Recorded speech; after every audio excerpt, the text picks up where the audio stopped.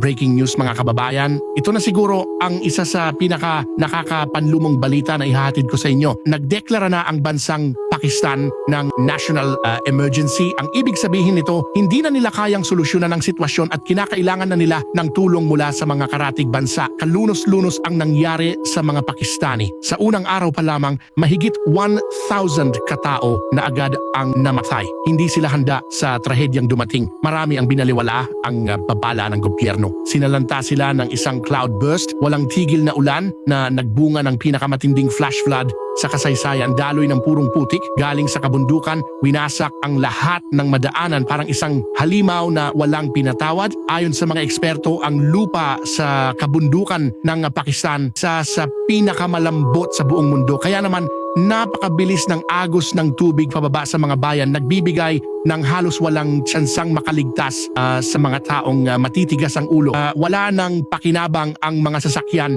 na pinaglaruan ng puwersa ng putik kahit gaano pa ito kamahal. Maging ang mga alagang hayop ay pilit na sinasalba ng mga tao. Ngunit sa tindi ng baha, wala na silang laban. Sabi ng mga scientist, kung magpapatuloy ang ganitong kalagayan, posible umanong mabura sa global map ang Pakistan sa loob ng 20 years, bunga ng climate change. Walang tigil na ulan at malambot na lupa. Ipagdasal natin sila, i-share ang video na ito para mas marami pa ang maging aware at para sa mga susunod na updates.